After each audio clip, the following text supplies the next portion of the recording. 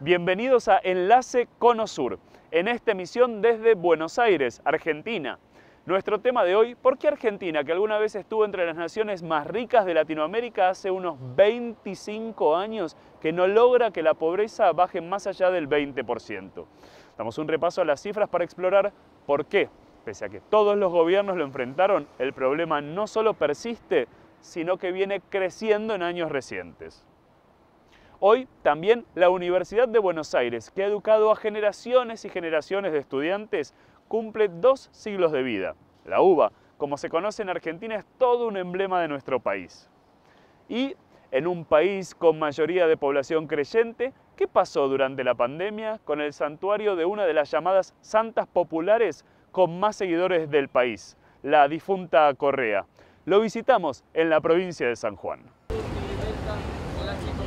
A mis espaldas está la Plaza de Mayo, frente a la Casa de Gobierno de Argentina, la Casa Rosada, construida a fines del siglo XIX, cuando el país se encontraba en un proceso de crecimiento que lo llevó a estar entre los más ricos del mundo. La arquitectura de este edificio y de cientos de otros de esa época en la ciudad son prueba viviente de ello. Este lugar ha sido y es escenario de múltiples eventos de la historia del país y también de persistentes protestas.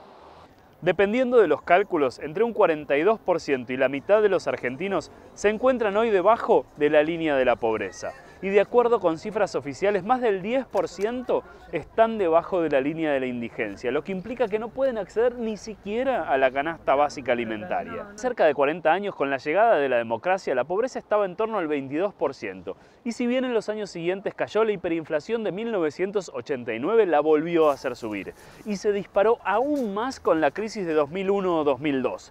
Desde 2003 volvió a darse un descenso sostenido hasta 2013, aunque la calidad de las cifras oficiales entre 2007 y 2015 es seriamente cuestionada. Históricamente Argentina era considerada en el contexto latinoamericano como una nación con una importante clase media. Aún hoy se encuentra en el lugar número 46 de 160 en el Índice de Desarrollo Humano de las Naciones Unidas. Pero la realidad es que, de todos modos, el país no logra controlar la pobreza. Por eso combatirla ha sido una promesa, un desafío de todos los gobiernos desde el regreso de la democracia por lo menos, de todos los presidentes que pasaron por este edificio. Estos son algunos de los más recientes. Porque siempre va a faltar la victoria definitiva mientras haya un pobre en la patria. Esto lo tenemos muy claro. Nuestra prioridad será lograr un país donde cada día haya más igualdad de oportunidades, en el que no haya argentinos que pasen hambre. Decimos ser el país que produce alimentos para 400 millones de personas y no podemos alimentar a 15 millones de personas nuestras que están en situación de pobreza. Cada uno de sus gobiernos trajo su propia receta para resolver el problema, pero ninguno logró hacerlo en forma sostenible. Le preguntamos por qué a Sebastián Weisgreis, quien trabaja sobre el tema de la pobreza en UNICEF Argentina.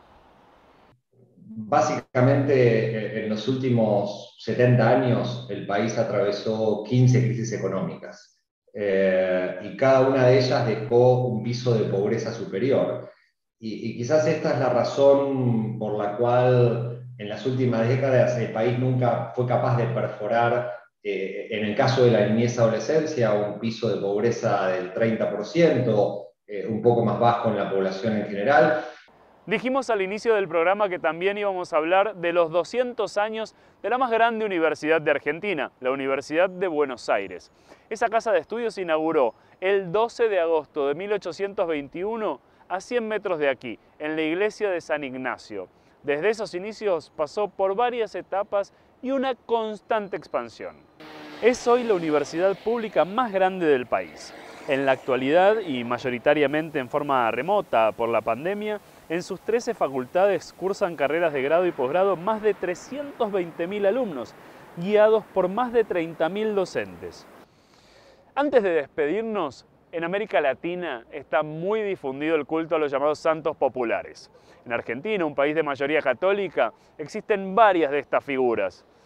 Las zonas donde están instalados sus santuarios o lugares de peregrinación viven del turismo religioso. Son economías que también se vieron afectadas por la pandemia de COVID-19, como la de la localidad de Vallecito, en San Juan, en el occidente del país. Viajamos hasta allí. Para ellos que creen es una cuestión de fe. Llegan hasta aquí, hasta esta loma para visitar, pero también para pedir y para agradecer. Son promesantes, hacen una promesa que cumplen si sienten que se les otorgó lo que piden. Muchos están regresando por primera vez desde el inicio de la pandemia. Venimos a dar gracias por haber pasado esta pandemia, por la salud de ellos especialmente. Las familias del lugar viven del comercio con los turistas. Todavía no terminan de recuperarse de los meses de cuarentena. Cuando se ha reabierto era muy poca la gente que venía, que no sabía que el santuario estaba abierto. Y bueno, con muchos protocolos, solamente el 40% de capacidad.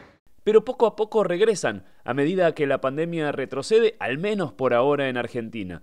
Vuelven para subir, del modo en que hayan prometido, estos 180 escalones.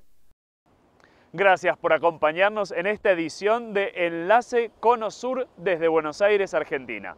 Pueden enviarnos a nuestras redes sociales comentarios y sugerencias de temas que les gustaría que exploremos en el programa. Los invito ahora a seguir con la programación de France 24 en español. Hasta la próxima.